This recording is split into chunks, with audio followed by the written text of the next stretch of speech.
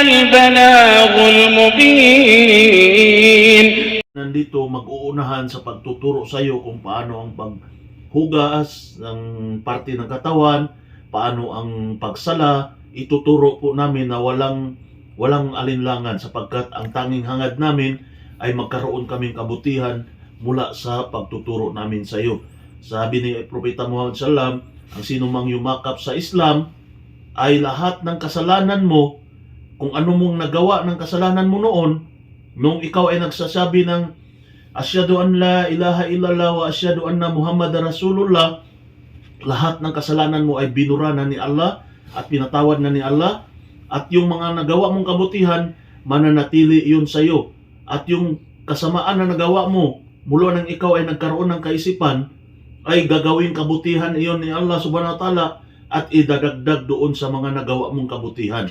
So in short, brother, ikaw ay katulad ng isang sanggol na malinis pa, na malinis, na walang bahid na kasalanan. Yun ang katuruan sa Islam. So ngayon kapatid, since tinanggap mo ang Islam, ay maipayo ko lang dahil malayo tayo sa isa't isa, mayroon pong masjid dyan sa Laguna, marami yan dyan, at ang nagmamanage dyan ay ang Islamic Cultural Center and Guidance, yung ISCAG. Pwede po kayong lumapit dyan kung may makita kayong Muslim or kahit sa palengke, sabihin mo na ganito, bago akong yakap ng Islam, nais kong matutunan ang pagsasala at magkaroon pa ng maraming kaalam sa Islam, ay i-approach mo sila. Huwag kang mahiya. Kasi bilang magkakapatid na Muslim, bago ka mangyakap na Muslim, matagal ka mangyakap na Muslim, ikaw man ay born again Muslim, ipinanganak na yung mama at papa ay Muslim, lahat po tayo ay magpantay-pantay. Wala pong hari, walang presidente, walang general. Pantay-pantay po ang sa Islam po. Wala po ditong sino yung ang mataas na mga Muslim ay ang yung mga Arabo lamang. Yung mga mataas na mga Muslim ay yung mga taga Mindanao. Yung mga mataas na mga Muslim, yung mga mayayaman. Wala po. Wala pong katuruan na ganon. Lahat po ay magkakapatid at pantay-pantay tayo, at karapatan mo bilang bagong Muslim na hingin sa mga nauna sa iyo na maturuan ka, mabigyan ka ng kaalaman. At karapatan din namin bilang mga matagal na sa Islam ay maituro namin sa iyo ng mabuti kung ano ang mayroon sa loob ng Islam, upang hindi na po kayo maligaw pa sa dati mong relihiyon. Katulad namin, alhamdulillah, dati kaming Katoliko, naging born again ako, naging Iglesia ni Cristo ako, pero alhamdulillah, dito ko natutunan at 24 years na po ako dito sa Islam. Ay hindi, sorry. 20 years. 15 years na po ako dito sa Islam. Alhamdulillah. So ang mga anak ko, asawa ko ay mga Muslim na rin sila. So maaring kailangan mo kapatid, payo ko sa iyo bilang kapatid mo, we are a brother already, okay? After you nabanggit mo yung shahada, kapatid mo na ang buong Muslim. So karapatan ko, payuhan kita, magsaliksik ka ng kaalaman. Pagkatapos mo magkaroon ng kaalaman, ibahagi mo to sa iyong pamilya.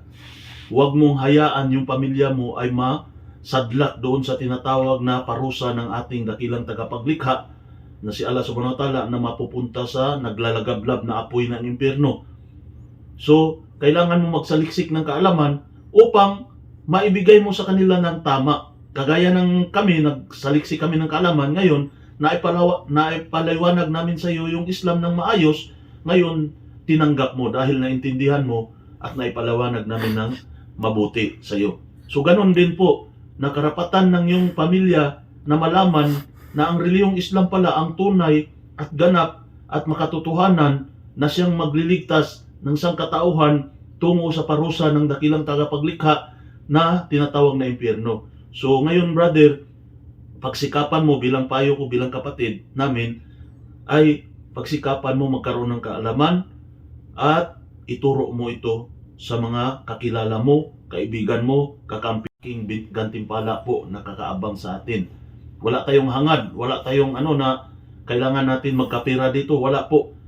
Tandaan mo, itong ko sa iyo, brother, ang tunay na relihiyon ang tunay na relihiyon na nagmula sa dakilang tagapaglikha, hindi ito binigay ng Diyos doon sa kanyang propeta at hindi ito binahagi ng mga propeta doon sa kanyang mga sangkatauhan na nasasakop sa kanya na humingi sila ng kahit ikapo o anuman. Wala po. So kapag may narinig kang relihiyon na nagbigay ka ng pira para sa Diyos, para sa Diyos, para sa Diyos, para sa Diyos, yan ay kasinungalingan po. Sa Islam po, itinuro po na magbigay ka ng, kung may kakayanan ka, sobra-sobra yung yaman mo, ang itinuro po sa Islam, magbigay ka ng kayamanan mo, bahagi ng kayamanan mo, yung 2.5%, doon sa alam mong nangangailangan, doon sa mga mahihirap. Idiretso mo doon sa mga mahihirap. Wag mong ibigay sa sino mang leader dyan ng mga Muslim. Wala pong hiningi dyan. Hindi sila nanghihingi. Ang itinuturo, ibigay mo diretso doon sa nangangailangan, doon sa naghihirap, na siyang nakakaalam lamang ikaw at ang Diyos na tagapaglikha na si Allah. Hindi po kailangan lagyan ng pangalan, donated by ganito, donated by Ishaq. Hindi po gano'n ang Islam. Kung ano ang ibigay mo, na sapat at sa tingin mo ay tama at hindi ka naman mahihirapan, ibigay mo doon sa mga mahihirap. Kung mayroon kang alam na mahihirap na Muslim, mas mainam yun, doon mo ibigay. Pero kung wala, doon sa mga kapitbahay mo na mahihirap. Yun po ang katuruan ng Islam. Yung ikapo na tinatawag o yung abuloy na tinatawag, hindi po ibibigay doon sa mga leader ng mga Muslim, kundi doon po sa mga mahihirap. Yun po ang tunay na katuruan ng Islam. Kapag nagawa mo yan, brother, totoo po na sumpungan mo ang tunay na relihiyon. At ito ang tunay na relihiyon, ang Islam. Yung mga relihiyon na nagpakilala ngayon, kapag mayroong hiningi na pira at laging sinasabi, magbigay kayo para sa Diyos, para sa Diyos, para sa Diyos, katotohanan, hindi po yan totoong relihiyon. Bakit po? Ang Diyos ay hindi nangangailangan sa atin. Tayo yung nangangailangan sa Diyos. Kaya tayo nagdasal, kaya tayo ay sumamba, dahil una, magpasalamat tayo sa Kanya, pagkatapos humingi tayo ng gabay, kabutihan at biyaya. Di po ba? Yun ang purpose kung bakit tayo sumamba. Para humingi sa Kanya ng tulong or magpasalamat sa Kanya. Di po ba, brother? So, di natin kailangan magbigay ng pira para sa Diyos, para sa Diyos, para sa Diyos. So, yung mga taong laging binabanggit, ginagamit ang Diyos, yan ay mga huwad na mga mangangaral. Ito ay direct to the point. Yan ay huwad na mangangaral. Yung mga tao na gumagamit ng salita ng Diyos at laging sinasabihan ang mga membro, magbigay kayo para sa Diyos, para sa Diyos, para sa Diyos. Yan ay huwad na mangangaral. Sapagkat ang tunay na mangangaral, katulad ng nandito sa Islam, kami, na isa rin nangangaral ngayon sa Islam, ay lagi namin sinasabi, magbigay kayo kung abot sa inyong kakayanan na hindi naman kayo maghihirap, ibigay ninyo sa alam ninyo na naghihirap na kapwa nating tao. Doon nyo ibigay, hindi sa amin, hindi sa ustad, hindi sa leader ng mga Muslim, kundi doon sa mahirap. Maliwanag po ba, kapatid? Yan, mashallah. Ano yung naramdaman niyan? So, ano po yung naramdaman mo ngayon, brother, na ikaw ay isa ng Muslim? Napakasaya ko sa natanggap ko ang regalo na pinagkalog sa akin ni Ana. Mashallah. Masyaallah, masyaallah. Kanya sa lupa magkilala ko pag-paaya, Mashallah, mashallah. alawa ko mga Mashallah. Ano po ang trabaho mo ngayon, kapatid? deliveran po ako ng sa Honda na mga logistic ko. Sa logistika, driver ka po. Hindi pa naman po, handler lang po. Pagsikapan mo matutong mag-drive, baka kung nais mo mag-abroad, gusto mo magpunta dito sa Saudi Arabia, ay baka may maitulong kami, i-recommend ka namin sa mga agency na nangangailangan ng driver. So, pagsikapan nyo po. Ha? Nakakapagmaneho na po ako. Hindi pa tuloy-tuloy na pagpapatak ko sa kalsada. Yan ang masterin mo. Dahil kung nais mo mag-abroad, pupunta dito sa Saudi at inshallah, baka pag nakapunta ka ay makapag-umrah ka, makapag-hajj ka dito, alhamdulillah. So anyhow kapatid, congratulations sa iyo at naway panalangin namin kay Allah Subhanahu wa Ta'ala na patuloy kanyang gabayan. Ngayon ay nasa iyo na po yung nasa puso na po yung la ilaha na tinatawag, walang ibang Diyos na karapat dapat sambahin kundi si Allah, at naway payabungin ito ni Allah sa iyo at darating ang tamang panahon at takdang panahon na kapag ikaw ay may marunong na at kapatid, payo ko sa iyo, kung mayroong magtatanong sa iyo, mayroong mag-ano sa iyo na bakit ka nag-Muslim at ano bang mayroon sa Islam, kung hindi mo po kayang ipaliwanag, pwede nyo po kami tawagan para ipaliwanag namin doon sa mga kaibigan, kakilala mo. So kaya nga sinasabi namin, napaka-importante po na makapag-aral po kayo sa Islam para yung mga tao, mga kakilala mo or mga malapit sa buhay mo, kapag sila ay nagtanong about sa Islam, ay masasagot mo sila ng tama. At ipinagbawal sa Islam po na magsagot tayo na kulang yung kaalaman natin at mali yung maibigay natin na impormasyon.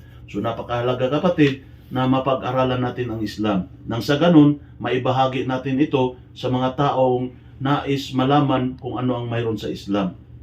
Okay po ba, brother? Okay bro. Nandito po kami bro. 24/7 naka-online. Pwede nyo po tawagan si Bro Ibrahim Sarmiento at pwede nyo rin po kaming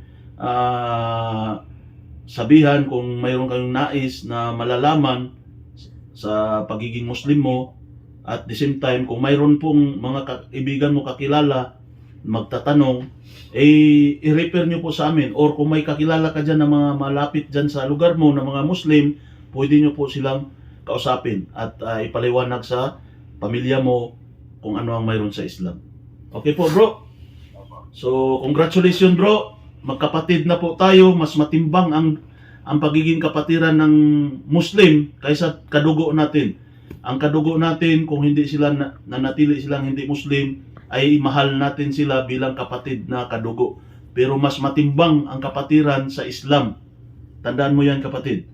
Mas matimbang po ang kapatiran sa Islam. Kung mayroon kang nakikita mga Muslim dyan, yan ay mga tunay mong kapatid na makasama mo sa kabilang buhay.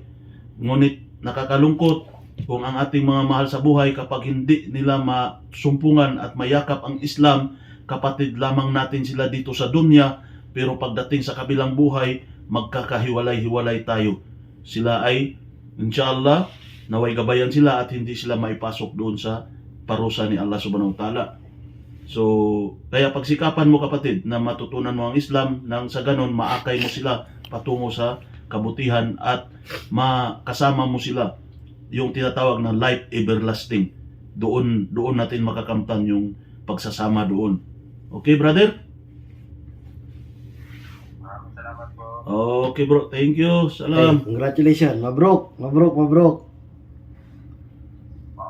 Sige. Salamat. Brother Ishak. Okay. Jazakallah khairan. Salam.